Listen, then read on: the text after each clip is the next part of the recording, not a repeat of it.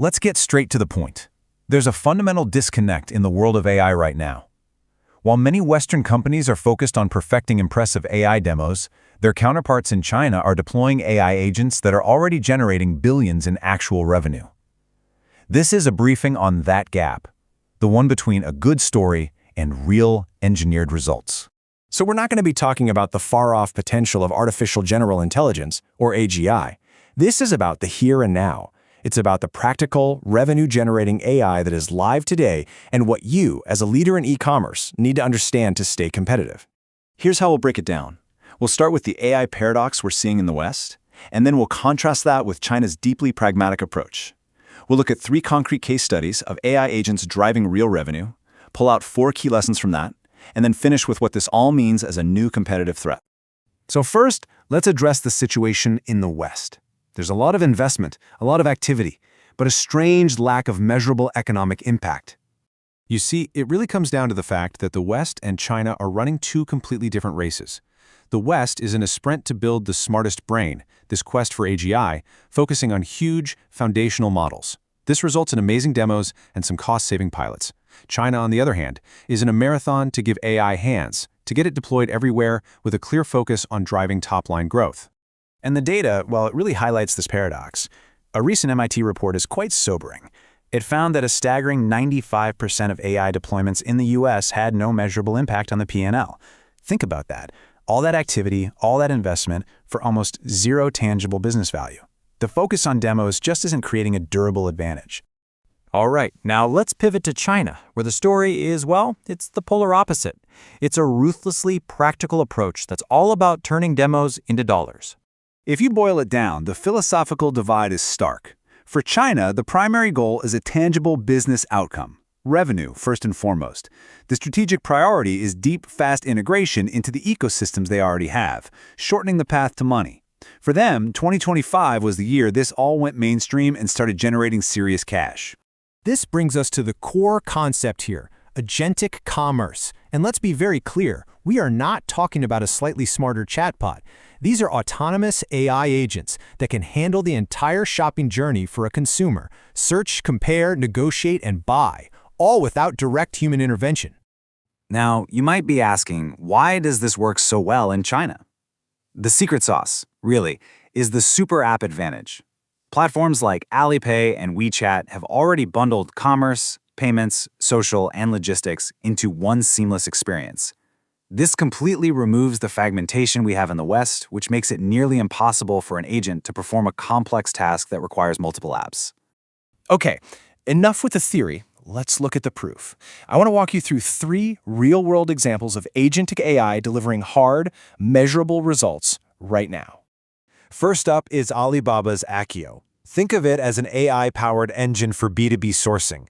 It can take unstructured data, like an engineering schematic or even just a rough product sketch, and match it to highly specialized suppliers. These are suppliers who would be completely invisible to a normal keyword search. It's effectively unlocking a hidden shelf of products and democratizing the supply chain.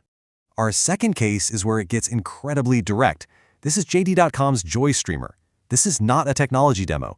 These are, for all intents and purposes, AI staff with sales quotas. They are AI-powered virtual hosts running live commerce streams, which, as you know, is a massive market in China. The business case starts with the obvious, cost. A virtual host can be run at about 1/10 the operational cost of a human one.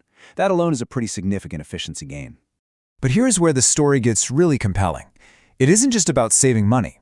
The top-performing Joy Streamer agents actually outperformed 80% of their human colleagues, so you're getting better results for a fraction of the cost.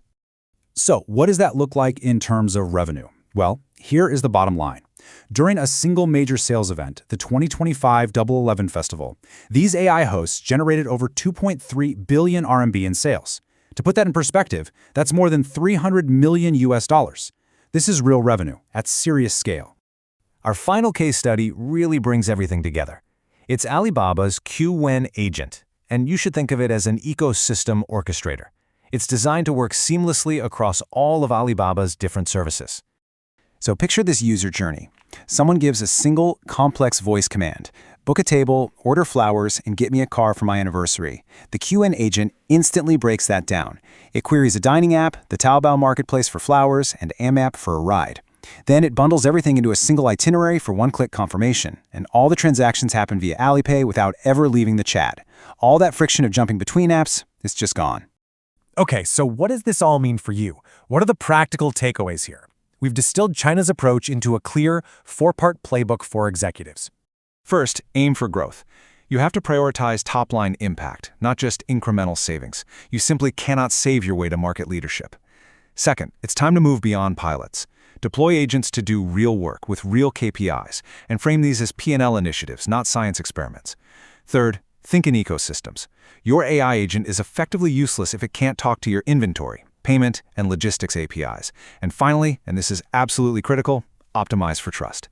The biggest barrier here is not the tech. It's all about trust, because the end game is delegation. You want your customers to trust your AI enough to let it act on their behalf. That requires a fundamental belief that the agent is working for them, not just for you. If you prioritize short-term platform profit over consumer value, you will destroy that trust and you will fail. This brings us to the conclusion and a clear sense of urgency. This isn't a theoretical discussion about the future. The time for simply experimenting is over. Look, if you thought companies like Shein and Temu were disruptive, you need to understand that they were just the warm-up. The next wave of competitors coming from China will be AI native from the ground up. They'll be built on these very principles of agentic commerce, and they will operate at a speed and efficiency that most legacy systems simply cannot match. So I will leave you with one final question to take back to your teams. Your competition is deploying AI staff with sales quotas, and they are generating billions. Are you still just running demos? The answer to that question will likely define your company's future.